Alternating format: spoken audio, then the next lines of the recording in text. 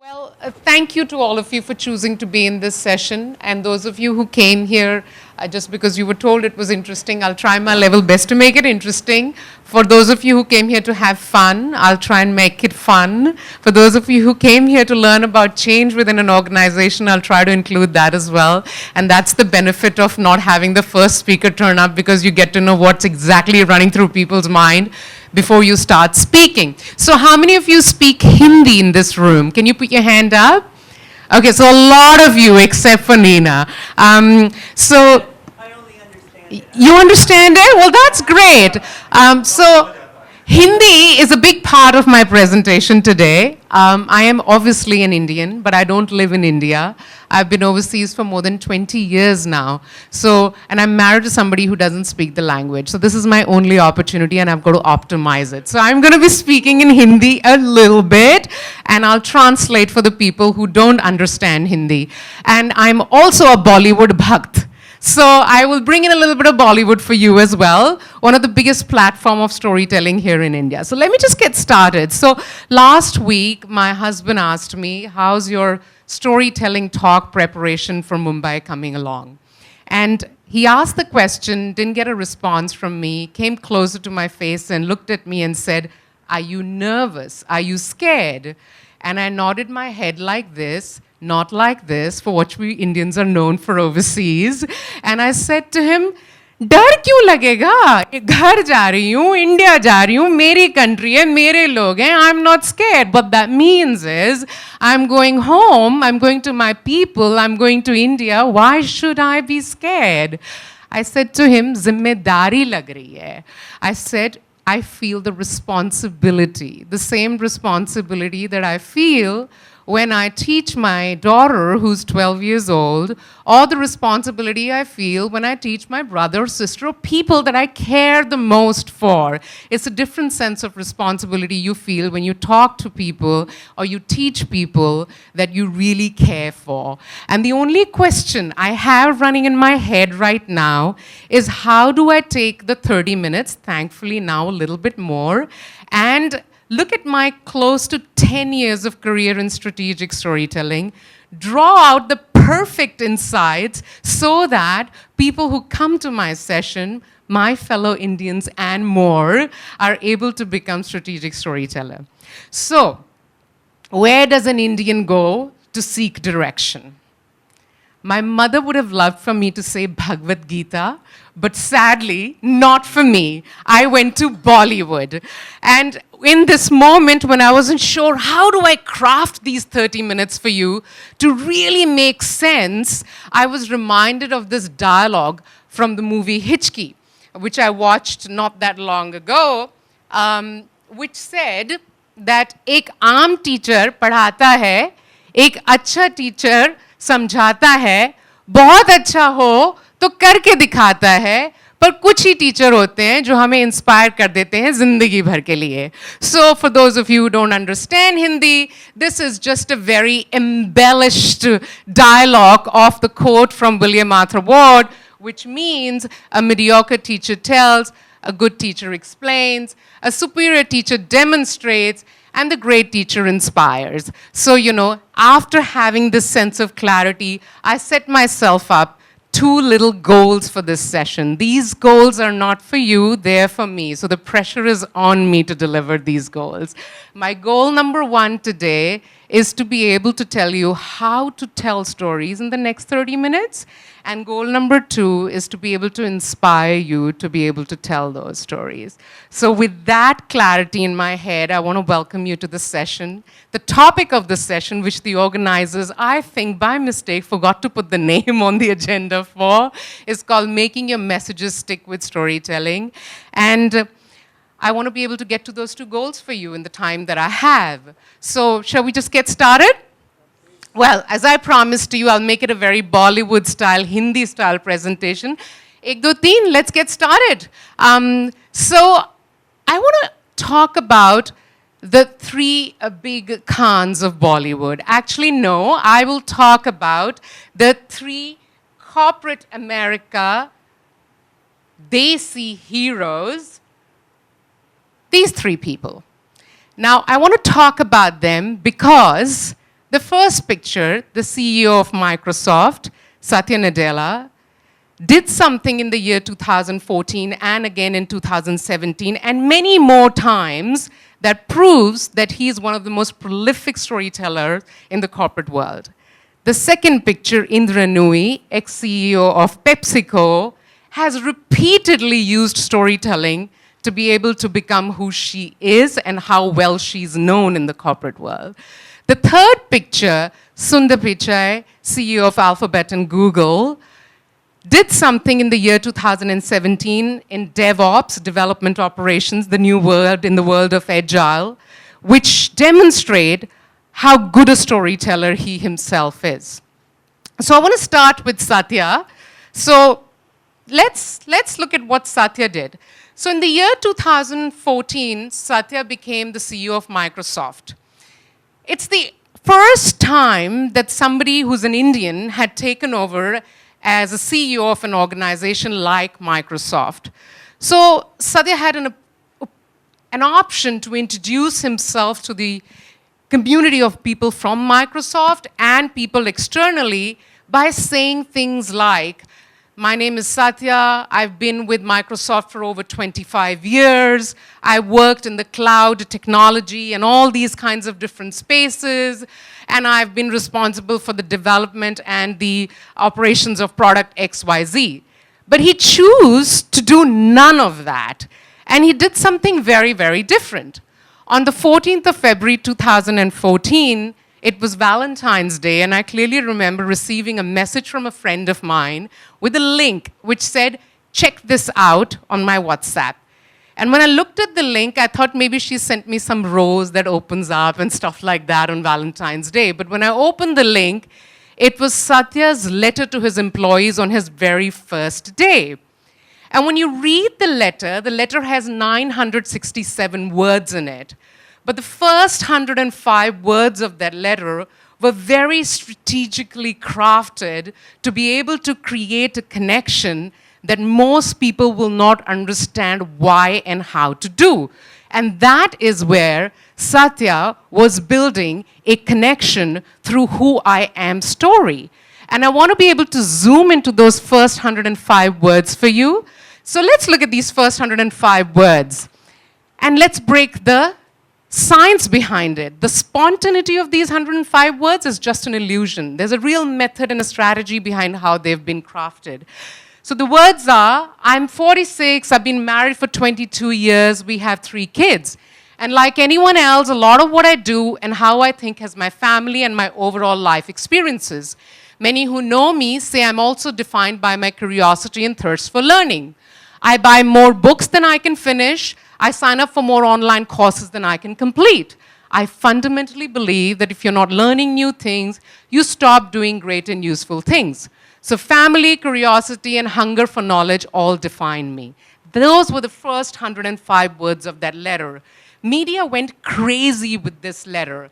And everybody thought, wow, what a gifted writer, what a gifted person with the words. But as I mentioned to you, the spontaneity of this who am I story is just an illusion. And I want to break the science behind this. So let's take the lines which are strategically written and designed to be able to create a connection with everybody who did not know much about Satya and it was important for the growth of Microsoft and likability of himself as a leader.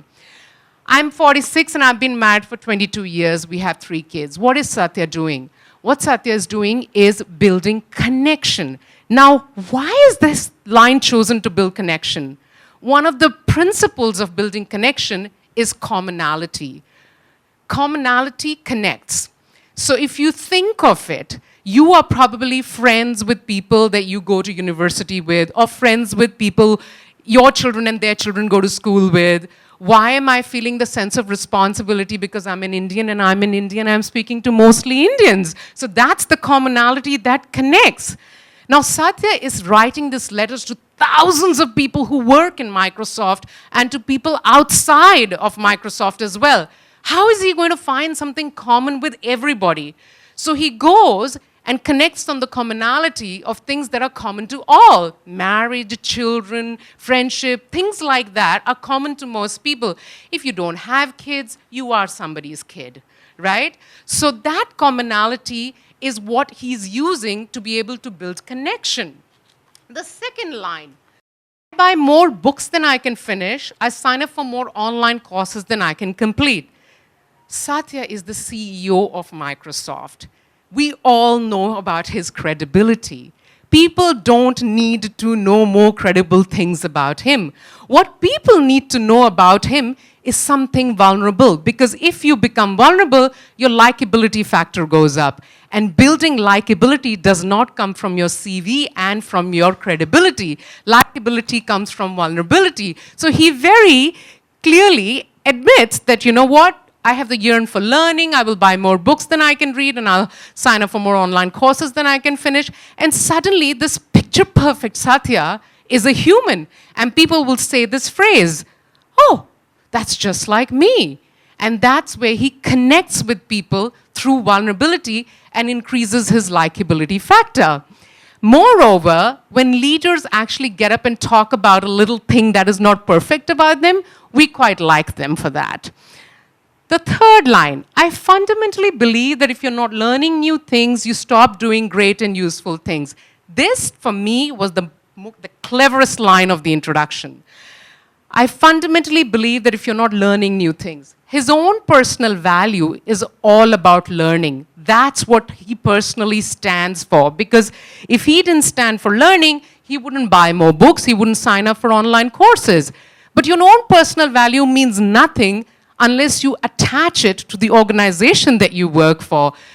The organization that he works for is Microsoft. They have to constantly innovate. And to be able to innovate, they have to be able to learn. So he very quickly goes and aligns his personal value to the organizational value by saying, if I don't learn, I can't do useful and great things.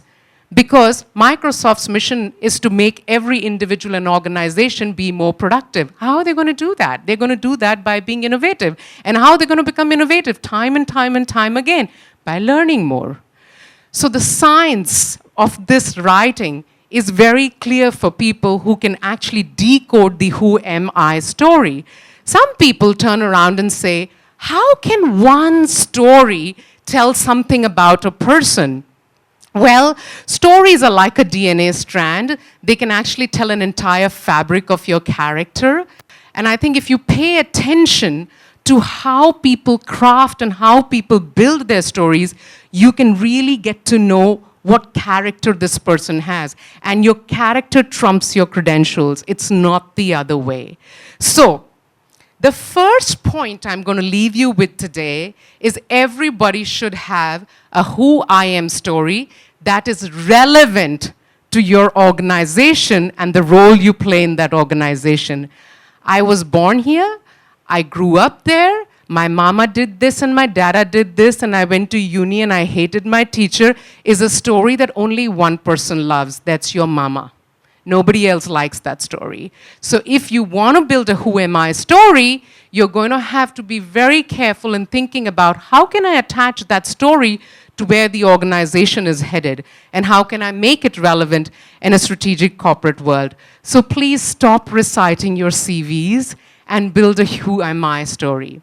Now the zamana is of hashtags, so I thought I'll give you my key learnings in hashtags. For those of you who don't understand Hindi, what I mean when I say zamana is of hashtags, this is the era of hashtags, right? So hashtag number 1 for today is story versus a CV. Please build a who am I story. Don't recite your CVs. It gets you nowhere. Let's look at example number 2. Again, 2017. Satya decided to make this point very clear to his people. Empathy makes you a better innovator. If any one of you has ever looked at the design principles, design thinking principles, the very first principle is empathy. It takes empathy to understand that a smartphone doesn't work for a blind, and it takes empathy to understand why you need to have a sign language when a national anthem is being sung. So, he made it very clear that people need to have empathy if we want to innovate. But that point to people was like, yeah, that's common sense. Why do we need to hear that from him? Well, it is not common sense. To be able to make people understand that, he goes around facilitating and further telling a lot of stories in which there is a clear understanding established that without stories, your points are just abstract statements. So one of the stories he tells about empathy is this. He says, when I was being hired to join Microsoft, which was about 25 years ago, the person who interviewed me did not ask me about coding, programming, etc., or anything of that nature. He asked me, Satya, I'm going to ask you a very simple question, and I want to see how you respond to it. My question to you is, you're driving on the road, and you look towards the right, and there's a dustbin. And next to the dustbin is a baby that is lying there and crying. What are you going to do? Satya said, I will call 911. And he said, okay. He came closer to him, put his arms around him, and he says, no, dear Satya, you will pick up the baby first, and then you will call 911. That is what empathy looks like. And said in that moment, it was very clear to me, empathy is not as straightforward as we think. He goes and writes a book in the year 2017 called Hit Refresh, and in that book, he writes about the word empathy 53 times, because you possibly can't innovate for the world that you want to serve and make more productive without having a very clear understanding of empathy. And time again, he tells stories to be able to make people understand what empathy stands for. So my hashtag number 2 for you today is, don't just make a point. Tell a story to make that point. Otherwise, your point is an abstract statement that nobody gets. I attended a lot of sessions here yesterday, and people said some very important things like people analytics is the future of human resources, understanding how to work with millennials is the future of workforce.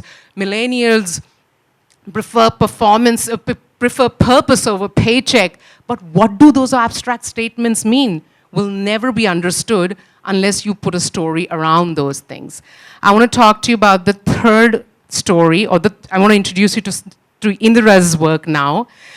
In the year 2011, Indira came up with a vision for the company that she worked for, PepsiCo, which was performance with purpose. Now, a lot of the organizations have vision. The trend now is moving towards from vision to purpose. A lot of the companies say, okay, we don't need to have vision, we need to have a purpose now, because you have a much younger workforce, and the younger workforce believes in purpose. In India, I think the average working population is below 35 years old, so they all look for purpose. So she came up with this vision called performance with purpose. But what does that line mean? The Fortune magazine asked her in an interview, and I want to show you the way she responded. Hopefully the video would play perfectly. If it doesn't, give me a minute. I'll take the team's help and fix it, okay? Now it's maybe 15 or more. And I grew up in a city where there was no water. Every morning my mom would get up at 3 or 4 a.m. in the morning, and she'd wait for the taps to start releasing water, because the corporation would release water from the central reservoir, and water would trickle in. And my mom would find every pot and pan to fill water in, and she'd give the kids and my dad 3 containers of water, which was your quota for the day. And you learn how to wash yourself, to clean yourself, your uniform had to be washed in it, everything with those 3 containers of water. At the same time, in the same town, the same city we lived in, I watched large corporations build plants, use a lot of water. Okay? Because we like them, they create jobs. Think about this. You can't have a large corporation using excess water in a town where there is no water to eat or drink or live. I think there's a fundamental problem with this. Yeah, that's... Okay. So, did you see, to be able to explain to people what performance with purpose means, she attaches a story to it. Because now you understand what that means. Otherwise, it would be like the Fortune magazine editor. Did you just wake up one morning and come up with this? How did you decide that this was going to be the vision of the organization? Let's talk about Sundar Pichai. In 2017, Sundar Pichai spoke at the Developers Conference, which is a large community of the Googlers. They're developers who develop products.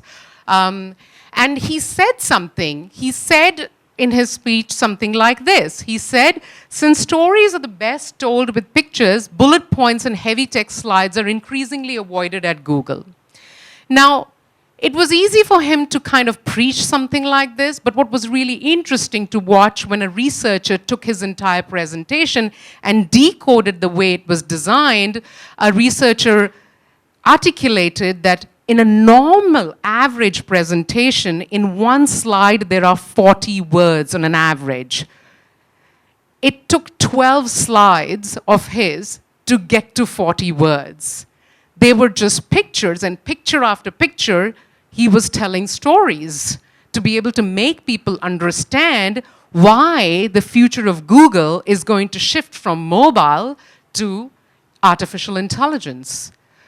So repeatedly, these three desi heroes of ours have proved in corporate America that without stories, even the most thought out strategic corporate message falls on deaf ears. You have to have the ability to be able to spot a story and be able to tell. So my hashtag number 4 for today is story with pictures. So we've done 4 hashtags for today. Story versus CV, story versus point, story versus pictures, story versus vision alone. Okay, so if you can't have these 3 stories facilitating these kinds of communication, then there is no point communicating to people. Now, at this stage, when I present these examples, a lot of people start to feel quite tense. They feel, okay, that's great that they're doing this, but you're not telling us how they're doing it. At that point, I want to again go back to my Bollywood and say, tension lene ka nahi hai, dene ka hai. I'll tell you how do they do it. Let's learn how do they do it, okay? As I mentioned, their spontaneity is just an illusion. Let's learn how to. So I will kind of position this ability to be able to know how to tell stories. It's like playing the game of Kancha. So Kancha is marbles. So when we are little in India and we play marbles, one of the aims of the game is to be able to collect a lot of marbles. So in this case, if you want to build a story, you have to be able to collect 7 Kanchas or 7 marbles, okay? So if you came here with the intention to just learn one thing today, it's on the next slide. So stay with me and learn, okay? This is how you put a story together. How do you put different things that actually then in the end sound so spontaneous to people, but you actually have a very specific way of building it. So stay with me for this one. I'll take you through one by one. Okay, the very first thing, you have to know what's your key message. Okay, so people from human resources here, or people who are aspiring to be human resources professionals here, what are the kind of key messages that you're listening to in this conference? What are you listening to over and over again? What are people talking? Anybody? Stories, oh, thank you. I feel very privileged. But what else? What else? Not just here, generally in the conference. Happiness is one of the big message, sorry. Yeah, okay, so if I say to you, be happy, be the connecting factor, it sounds like, fulfillment, right? All these things, I have a term for all of this. It's called the naggy mother syndrome. When the mama wakes up in the morning, brush your teeth, go to school, go to bed on time. All those things that you're saying are absolutely right. But they're falling on deaf ears, just like everything our mama says is also right. But it falls on deaf ears. Because you know what? Mommy is not telling us the story behind it. Just like you are not telling a story and you're just saying, being happy is really important. Yeah, right. I needed to come to World Human Resources Conference to listen to that. I already know being happy is important. But being happy is important when embellished and enhanced with the story makes a lot more sense. And this is how you do it. So say, for example, we say our key message is happiness at work is a prime factor to drive desired outcome. Okay? That's the point we want to make. Now, if you want to put a story around that point, then you're going to collect these sorts of things to be able to get that message across. Number one, every corporate story, every organizational story that is told with a purpose in mind, not for entertainment, starts off in one of the three ways. It either starts with a calendar marker. Calendar markers sound like this: in the year 2009, 27th of September 2006, January 2007, or a globe marker in Los Angeles, in Taipei, in India, in Singapore, or a time marker, just the other day, last week, 2 years ago, 27 years ago, whichever way it might be. Quintessentially, when we tell stories to little children, what are the two most common ways to start? And? Once upon a time and? Long, long time ago.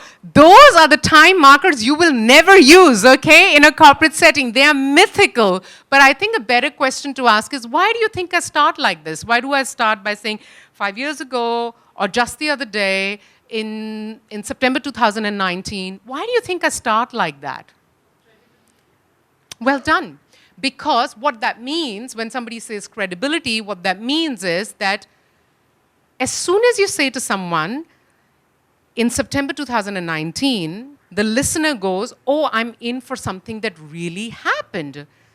People are more geared to listen to something that really happened versus, let me tell you a story. Can you ban the word story from your vocabulary in an organizational setting, please? People have very little patience for it, because the moment you say to someone, I want to tell you a story, people say, can I give you a slap because I have no time? Truly, the word story is well positioned in the marketing and comms space, but in a very modern, hectic corporate world, the word story comes with a lot of negative connotation. So I highly recommend, don't say, I'm going to tell you a story. Even worse, I'm going to tell you a true story. Because then people think, what do you do otherwise? Okay? Don't use those words. The next thing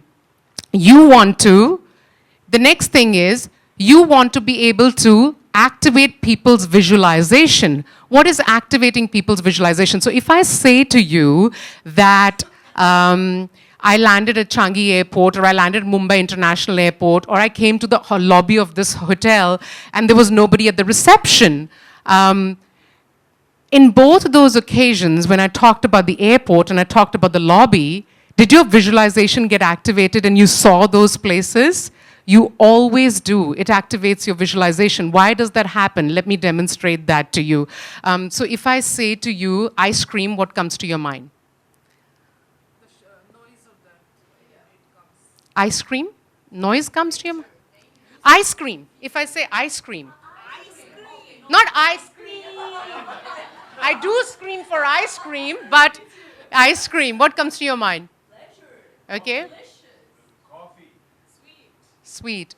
So the interesting thing is, when I say a word, an image pops up in your head. You don't think ICECREAM. You don't think like that, because we think in images, we don't think in words. So when a corporate leader stands up and says, our culture is that of innovation, we led by the practice of collaboration, and enhancing our operating practices at the heart of our DNA, or whatever that means, nobody's listening, because you're not activating my visualization. You have to be able to give me a place that I can see. Now, a story must have people. In oral stories, we stick to 2 people, not more than that, and people usually have a dialogue between them. Resonance is key to choosing the right story. Look at your audience and choose the characters who are somewhat like your audience. You will get resonance. Otherwise, there's no resonance. Story must have emotion. It's one thing to say the CEO saw the employee engagement survey results. It's another thing to say the CEO saw the employee engagement survey results and he was shocked. Because the moment I add the word shocked, you're now thinking, why was he shocked? Did he expect better results? It's one thing to say I ran a project in China, the project failed. It's another thing to say I ran a project in China, project failed, and I'm devastated. Now you're going to think I must have worked really hard on the project. That's why I'm devastated. Story has series of connected events. This happened, that happened, that happened. Examples are not stories. We ran a campaign last year that was successful. It was called the Happiness Campaign. That's not a story. I'm sorry. That's an example. Stories has series of events. Stories have something that is unexpected, that you did not expect to happen.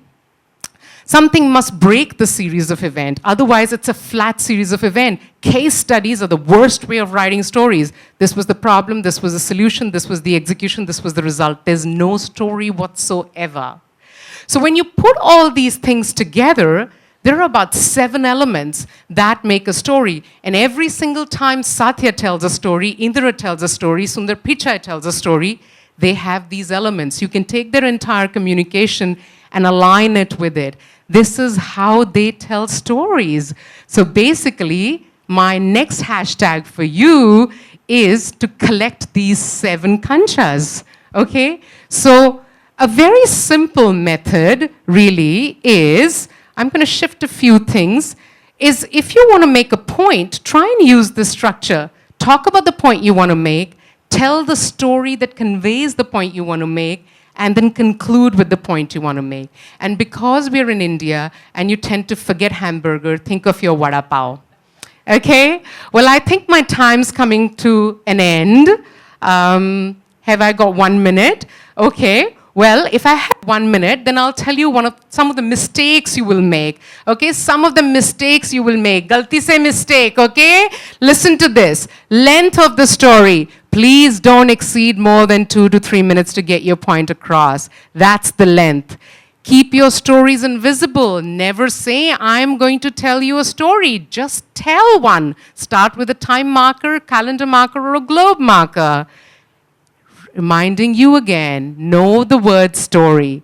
Do not do character consumption. What that means is, in your corporate story, your point is the hero. The character in the story is not the hero. So don't say, this person was a poor thing, this happened, that happened. I know that it releases oxytocin and we build all these kind of connections, but your point is your hero. When you leave the corporate boardroom after you've told the story, people shouldn't be feeling for the character. They should be thinking about the point you made. Your point is the hero. Do not overbuild your character in a corporate setting. It can lead you in a very, very bad stance.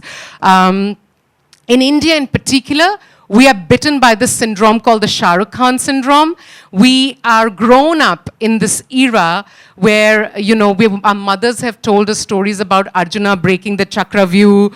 We've seen Shah Rukh Khan jump from a building. We've seen Salman bash 10 to 8, thugs. So we have very confident with getting up and trying new things and telling stories. But I think what we need to really focus is on the content. We in India are very heavily reliant on the delivery because we are confident, but we need to build our credibility with our content. We have to be very structured and articulated in the way we build the story for the modern, hectic corporate world. In the modern, hectic corporate world, there is no room for excessive delivery, right? For delivery that is too full on. So just let's notice the difference. That's how Shah Rukh Khan delivers, but that's how Satya delivers. There's no movement in how he delivers, but there's so much movement in how the heroes deliver, because heroes rely on delivery. Corporate leaders rely on content. No room for heroism whatsoever. Last hashtag, content is the king of the story. So I hope you can remember the 7 hashtags. I have no more time, but I hope आप convince हो गए और मुझे और बोलने की ज़रूरत नहीं है. Thank you very much.